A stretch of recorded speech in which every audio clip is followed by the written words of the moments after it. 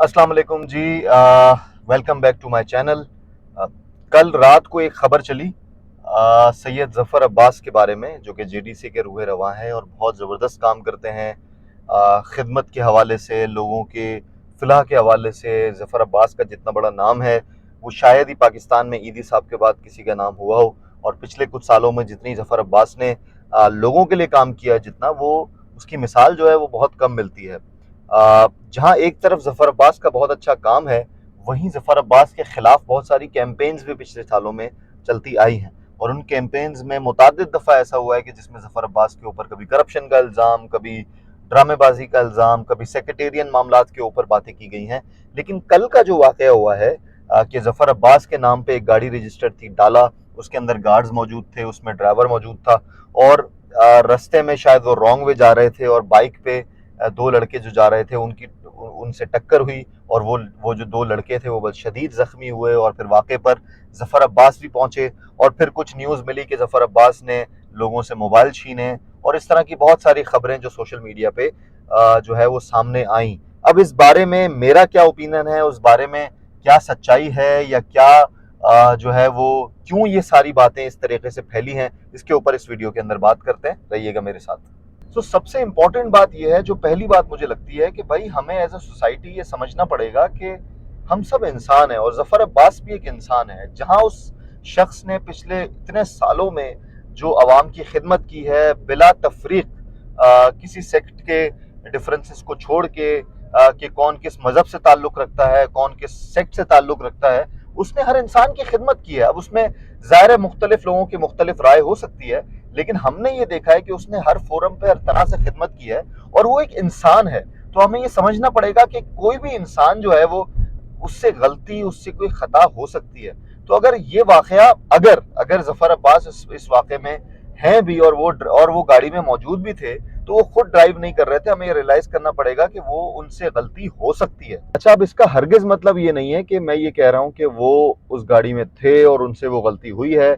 इसमें ज़ाहिर हकीकत क्या है, ये जो इन्वेस्टिगेशन इदारे हैं, जो इन्वेस्टिगेशंस करेंगे, जो सिक्योरिटी इदारे हैं, वही इस मामले को देखेंगे।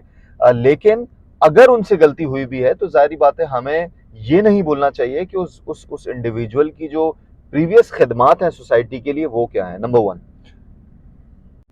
अच्छा, एक और एलिमेंट ये है कि खबर ये आ रही है कि उन्होंने मौके पर पहुंचे वो और उन्होंने जो कुछ लोग वीडियोस बना रहे थे उनसे मोबाइल छीनने की कोशिश की और वो वीडियोस एक दो वायरल भी हुई, जिसमें शायद उनकी शक्ल क्लैरिटी के साथ नहीं आ रही, लेकिन ये जरूर पीछे से आवाजें आ रही हैं कि आप मोबाइल क्यों छीन रहे हैं वगैरह वगैरह। हमें ये समझना पड़ेगा कि देखें, आजकल मोबाइल जिसके हाथ में भी है वो कोई भी नैरेटिव कर सकता है। अगर जफर अब्बास वहां पर पहुंचा था तो कोई उनके मुखालिफ जो ऑर्गेनाइजेशंस हैं या उनके जो खिलाफ लोग बोलना चाहते हैं, जो प्रोपेगेंडा करते हैं, जो उनके खिलाफ कैंपेन्स करते हैं, वो मौके पर पहुंच के किसी भी तरह की कोई भी वीडियोस बना सकते हैं।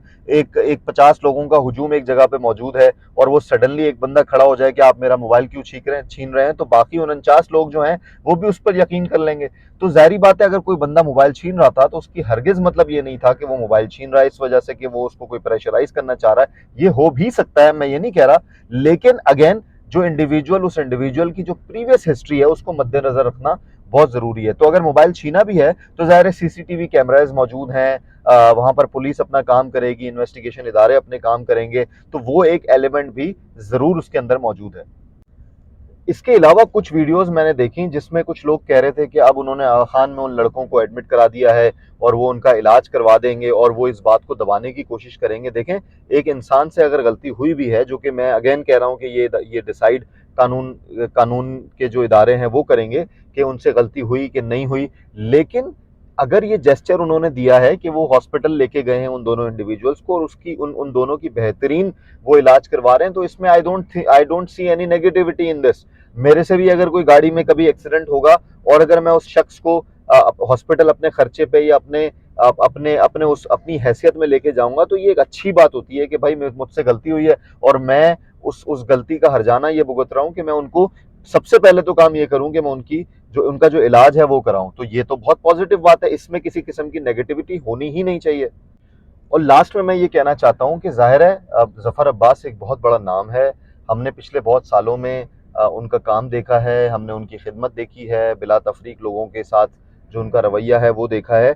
सो इस वाक़े की वजह से इस वाक़े को एक मुद्दा बना के हमें उनकी क्रेडिबिलिटी या उनका जो इतना सारा काम है उसके ऊपर सवाल नहीं उठाना चाहिए। मुझे अंदाज़ा है कि मुहर्रम है और एक फ़िरका वाराना बातचीत इस महीने में चलती है और शायद हम उसको मुद्दा बना के ज़फ़र अब्बास के ख़िलाफ़ कोई कैंपेन चला सकते हैं और ये बहुत ईज़ी काम है लोगों के लिए। लेकिन मुझे ये लगता है कि हमें ज़फ़र अब्बास को भी अपना पॉइंट ऑफ व्यू रखने का मौका देना चाहिए। और अगर वो ये कह रहे हैं कि वो उस वक्त गाड़ी में मौजूद नहीं थे, तो ज़ाहिर बात है कानून नाफिज करने वाले इदारे उस चीज़ के ऊपर इन्वेस्टिगेट करेंगे और वो सारा हमारे सामने आएगा। और अगर ये वाक़या हुआ भी है तो वो अपनी गलती को अगर मानते हैं और अपनी गलती का अजाला भुगतते हैं तो वो उसको हमने अप्रिशिएट भी करना चाहिए। So in the end I think Zafar Abbas is a big name.